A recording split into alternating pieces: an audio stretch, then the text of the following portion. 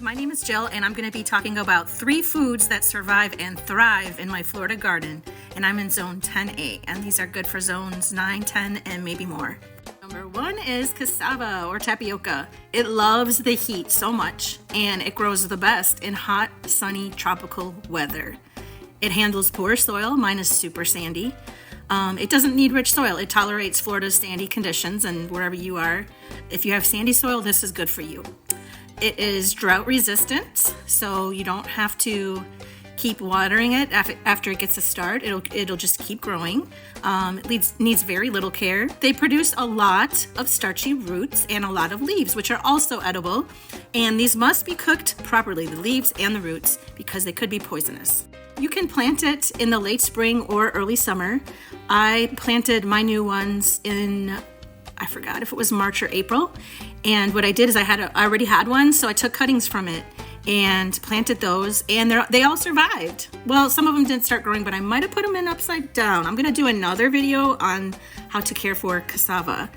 But in this video, I'm just telling you that you should grow this, and if you don't have a plant already, you should try to get cuttings from somebody local. It's very pest resistant. I don't ever see any bugs on mine. Never. I have never seen any. Number 2 is Moringa. It is extremely heat and drought tolerant. It grows fast. It can grow into a new tree in less than a year, like taller than me. I'm only 5'4", but it can get 6 to 10 feet tall after a few months. And the leaves are superfoods. I have a whole nother video on Moringa about all the nutrition that's involved with them. They're so rich in iron, vitamin C, calcium, protein. They help with so many health issues, and I try to eat some moringa every day in my smoothies, or I powder mine and put it on my food. And then, but almost everything on the tree is edible also. Like, you can eat the leaves, you can eat the seeds, you can eat the flowers, and you can eat, and the pods, you can make the, they call them drumsticks. You can eat those. You can find a nice recipe online here. It thrives in hot, dry conditions. It loves Florida summer sun, and it doesn't mind the poor sandy soil that I have. And it even doesn't need rain every day. When you're first growing it and it's first starting out, you should water it every day with rainwater if possible.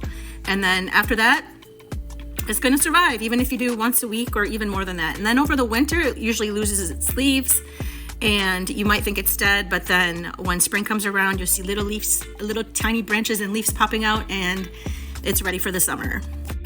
Number 3 is callaloo or amaranth. Its scientific name, I don't know. Its main name is amaranth, but I call it callaloo because my Jamaican friends taught me about it, and I call it callaloo, but my Haitian friends call okra callaloo. So this is a green leafy vegetable. It's not okra, and it produces the amaranth seeds that some people like to eat, and it thrives in hot weather. I'm going to show you mine. It's drought tolerant, so once it's growing, it keeps growing with little water, and it grows so fast. Like mine, since I don't go out in the garden in the summer, I let mine get way too tall, which is not good.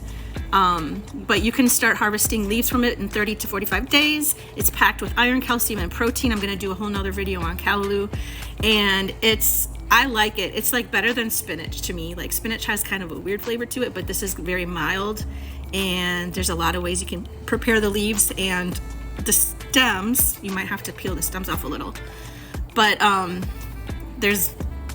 love it.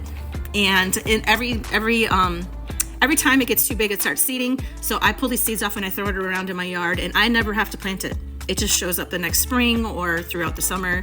New plants start growing. So it's very easy to take care of. It loves Florida's hot, humid climate, grows almost all summer long, even when normally in Florida, we don't plant like lettuce and spinach and green leafy things because it's too hot for them and they like shrivel up. But this green leafy stuff, it survives and thrives. So cassava, moringa, and callaloo are 3 things that you should add in the spring, or even maybe now, to have some things that love the summer in your garden if you don't love the summer so much. And anyway, what do you have in your hot garden? What survives for you during the summer in these hot places? I hope you all have a great day, and I'll see you on the next one.